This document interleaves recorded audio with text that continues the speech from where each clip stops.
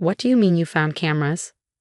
My hands shook as I held my phone, staring at the tiny black device my best friend Emily had just pulled from behind my curtains. My stomach turned. There's more, Emily said angrily. I found 3 so far. 1 in the kitchen, 1 by the front door, and now this one. They're hidden well. I only noticed them while cleaning the windows. My name is Anna, and I never imagined I'd find secret cameras in my own home. But I knew exactly who put them there. Margaret, my mother-in-law. She had been trying to control my life from the moment I married her son David. Found another one, Emily called. It's pointing at your bedroom door. I felt sick. 4 cameras. 4 different angles of my private life. My hands moved to grab one, but Emily stopped me. Don't touch them yet, she warned. We need proof first. She was right. Emily wasn't just my best friend, she was a detective. This wasn't just creepy, it was illegal. Margaret had always been overbearing, but this was worse. I thought back to her last visit when she insisted on helping while David was away. She had probably planted the cameras then. I can't believe she'd do this, I whispered, but deep down, I could. Margaret had been getting worse. She would show up uninvited, criticize my housekeeping, and spread lies about me to David and his family. David always made excuses for her. That's just how Mom is, he'd say.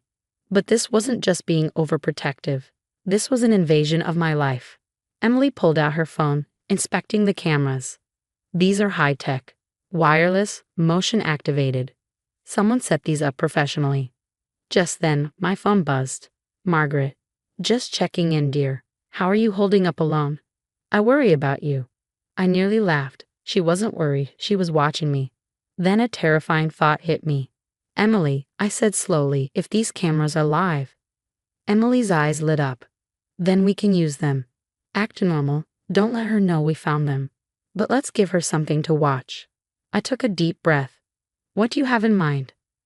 First, we gather evidence. Then, we catch her spying. And after that, Emily smirked. We make sure she regrets it. I texted Margaret back. I'm fine, just having tea with a friend. Thanks for checking in. Seconds later, she replied, Oh, you have company? Who? I smiled. She was trying to figure out who was in the house. I stepped into the living room where I knew a camera was hidden, while Emily stayed out of sight. That night, after Emily left, I sat alone, staring at the camera. I wanted to rip them all down, but Emily was right. We needed proof. And Margaret needed to be caught. I called David. Hey, how's the trip? Boring. Mom called, said she's worried about you. Of course she did. I'm fine, I said. Actually, I was thinking about working on that family photo album she wanted. David hesitated. That's nice. She'll love that. I smiled, knowing Margaret was watching. Yes, I think it's time to go through everything. All the pictures, all the memories. After hanging up, I grabbed our wedding album and sat where the camera had a clear view. I slowly laid out photos, Margaret glaring at our engagement party, her trying to wear white to my wedding, her pushing my family away in group pictures. My phone buzzed. Margaret again. Don't stay up too late with those photos, dear. You look tired. I smiled directly at the hidden camera. Don't worry, I texted back. I'm just getting started. Margaret wanted to watch me. Fine. She was about to see the truth about herself.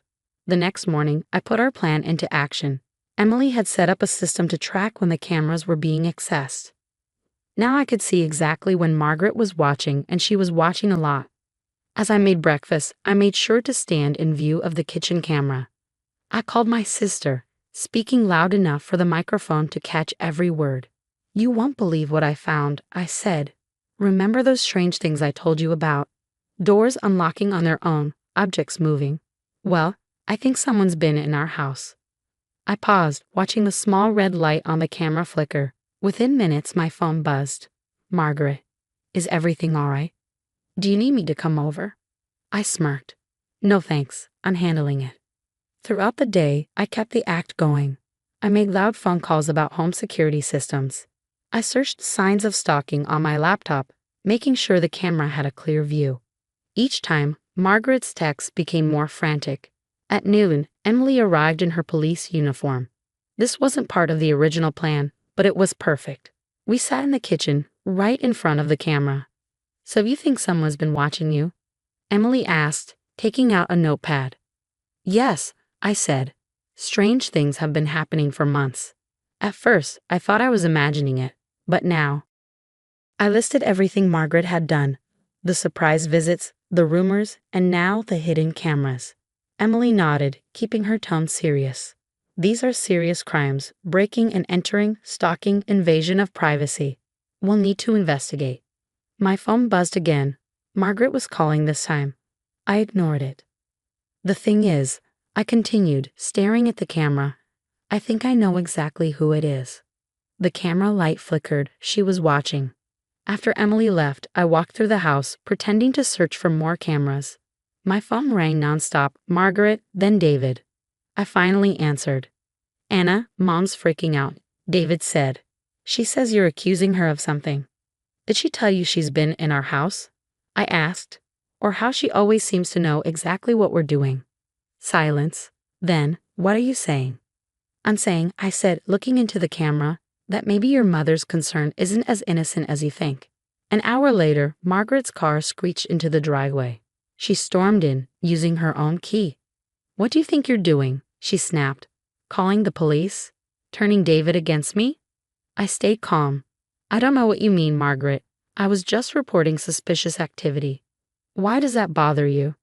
She hesitated. I'm worried about you. You're imagining things. Am I? I asked. Am I imagining the cameras? Her face went pale. What cameras? I pulled out my phone, showing her the live feeds. These cameras.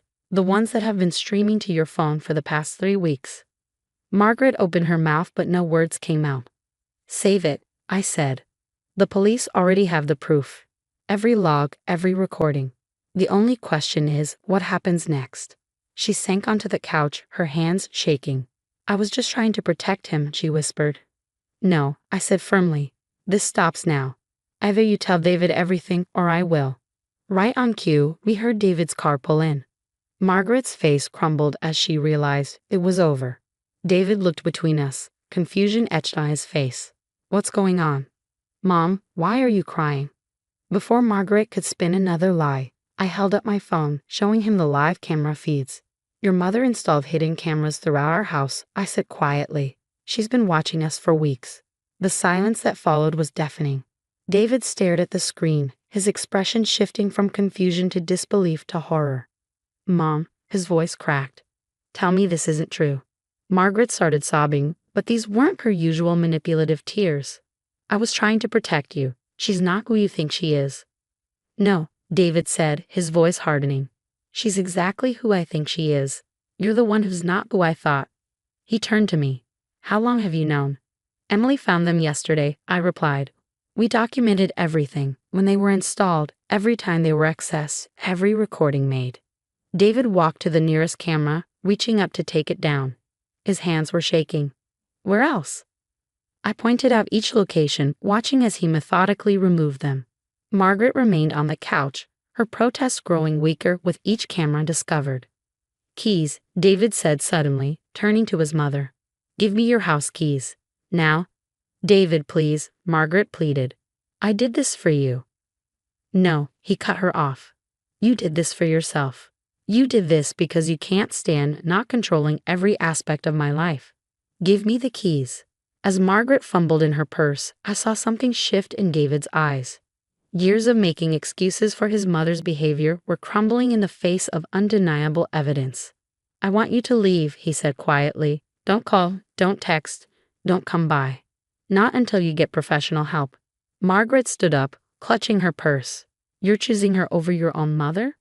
I'm choosing to have a healthy marriage without your interference, David replied.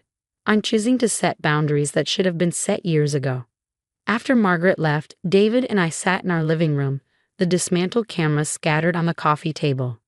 I'm so sorry, he whispered. All those times you said something felt off, that things had moved. I should have listened. I took his hand. You're listening now. That's what matters. The next few weeks brought significant changes. David started therapy to work through his complicated relationship with his mother. Margaret, faced with the possibility of legal charges, agreed to seek professional help as well. Emily helped us upgrade our home security. This time with cameras we controlled, monitoring only the exterior of the house. We changed our locks, set firm boundaries, and began the process of rebuilding trust. 3 months later, we received a letter from Margaret's therapist. She had been diagnosed with obsessive-compulsive personality disorder and was making progress in treatment. The letter included a handwritten note from Margaret, a genuine apology acknowledging her actions and their impact. "Do you want to respond?" David asked me after reading it. I thought carefully. Yes, I decided. But on our terms. We agreed to meet Margaret in a public place, with clear boundaries established. When she arrived at the cafe, she looked different, humbled, more self-aware. "I've been learning about respect," she said quietly, "about privacy and trust and letting go. I know I can't undo what I did, but I'm working to be better." It wasn't a perfect ending. Real life rarely has those. But it was a beginning. Margaret learned that her attempts to control us had nearly cost her everything. David learned to stand firm in protecting our marriage, and I learned that sometimes the best revenge isn't revenge at all. It's holding up a mirror and letting someone see the truth about themselves. Our home became truly ours again, free from unwanted surveillance and uninvited intrusion. The spaces that had felt violated were reclaimed, filled now with genuine laughter and honest conversations. Last week, Margaret sent another letter. Inside was a certificate showing she completed her therapy program, along with a simple note. "Thank you for giving me the wake-up call I needed.